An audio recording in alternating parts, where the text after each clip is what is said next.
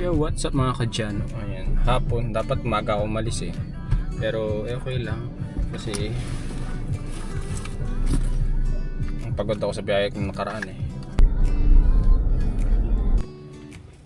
Pakibuksan mo lang mo. Oh.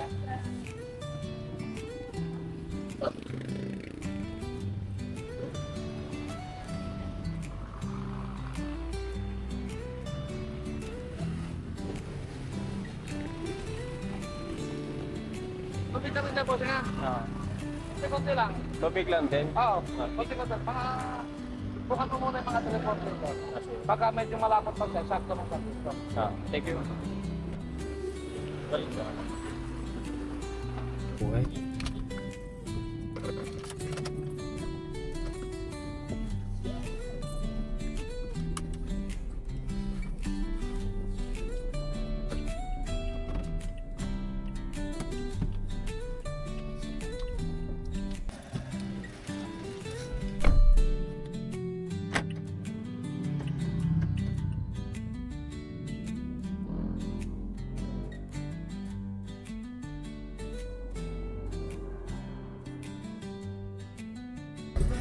Kagastos, yun na yun.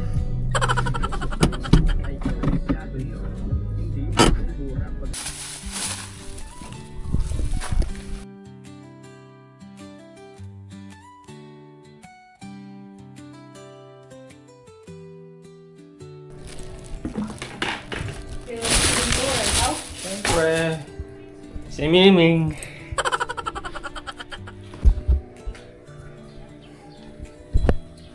So ayun mga kadyano. Dahil ko nang gasgas ng kotse ko. 5,000 kilometer pa lang, parang 10 years na siya sa akin. Anyway, ganun talaga ang buhay. Parang life. Sabay ng pusang to. Ang laki talaga ng lalaking pusa. Mataas yung puwet. Ay sus, naglaro na. Calling ko. Ito brochure kahapon to eh. Tingin. Oh, maganda. Maganda. Ayun na. Hindi naghirap ah. Parang hindi naghirap. Parang dito ko na eh. CEO. CEO ng CEO dyan. manager. Pamigay mo. Ubus mo kaya yan? Pamigay CEO mo? ng utang. Naubos na ngayon kahapon eh. Eh, pamimigay mo kaya lahat niya. Ito, pag nanghingi sila, o kaya pag mga businessman na yun. No? Ito yung calling card, ito yung ID ko. Ay, di ba? Kala mo ganyan itsura. Ito, may logo ng ProLife po. Yan. Kung naka insurance sa akin. Financial advisor. Calling ko. O, diba? Parang hindi naman, no? Panakot sa daga. Parang hindi nag-uulam ng bulig. Parang hindi nagwala. Parang hindi nag-uulam ng bulig. Baboy yung ulang kanina eh. Live Baputan vlog. kaya. Siyempre, kita, financial advisor. Lagay mo sa tricycle mo. Live vlog. Panakot sa daga. Pamigay mo dun sa ako natin. Sandali lang, ubos yan pag pinamigay ko. Sa mga toda.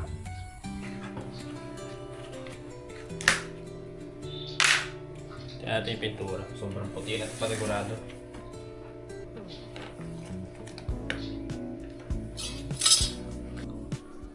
Ay mga kadyan, pinturahan muna natin itong side na to. Ayan. Itong side muna to. Pipinturahan natin ang pintura. Tanggalin ko muna yung mga parador.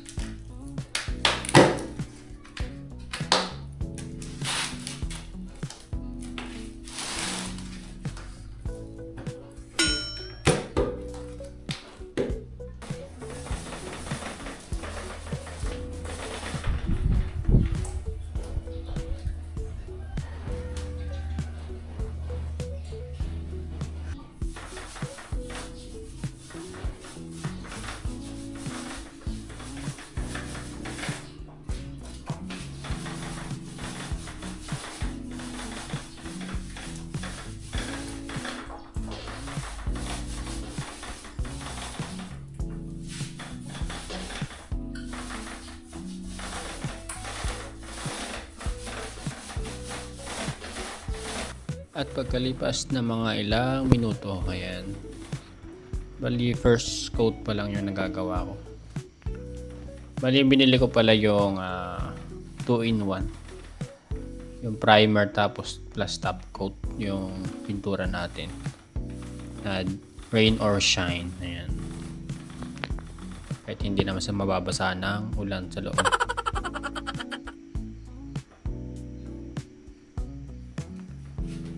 Bali, yan, medyo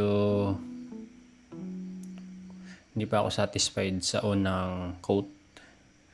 Kasi kita pa yung mga pinag-roller. Ayan.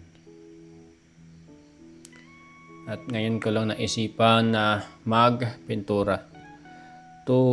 Magkano ba bili ko ng pintura? Ayan. 2,600 isang timba. Ayan. Siguro kaya ng pinturahan tong buong kwarto ko din sa labas din sa may hallway para naman matakpan yung pintura ni Crystal dun sa labas, yung orange. Mas malinis tingnan pagka kulay white yung pintura. Pwede din naman gumamit ng mga ibang pintura. Pag-isipan natin yung mga kadyano. Ayan, nag-second coat na po tayo dyan. Ayan, nakikita na po yung ganda ng pintura pagka second coat. Pero nakukulangan pa rin ako sa second coat. Kaya ginawa kong third coat para makapal-kapal yung pintura. Kasi rough finish lang kasi yung pader natin. Hindi natin nilagyan ng masilya ganon. Hindi natin pinamasilya. Pero mukha namang maganda sa personal tsaka sa camera.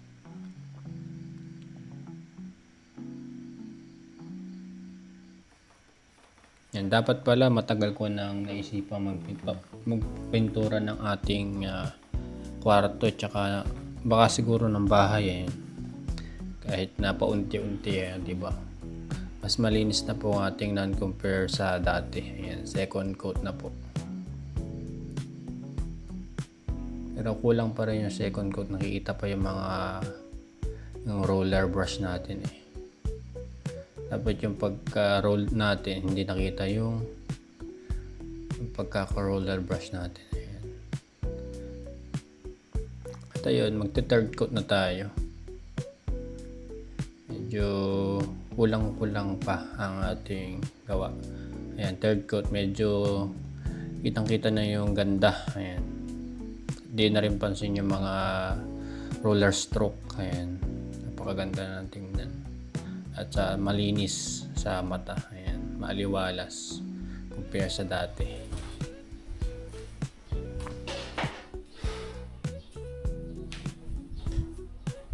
Mukha na bang okay?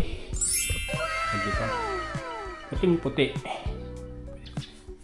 At ayun po mga kadyano, hanggang dito na lamang po yung ating video. Maraming salamat sa panonood. Pagpapatuloy na lang po natin sa susunod na part yung ating pagpipintura since medyo nakakapagod din magpintura since hindi naman natin trabaho to. Ayan. Pero maganda naman kinalabasan kahit paano. Ayan. At bukas naman po yung sa may bandang harap po natin sa may blinds na to. Yun yung muna yung pipinturahan natin. Ayan. At ayun na lamang mga kadyano. Maraming salamat po. Bye bye!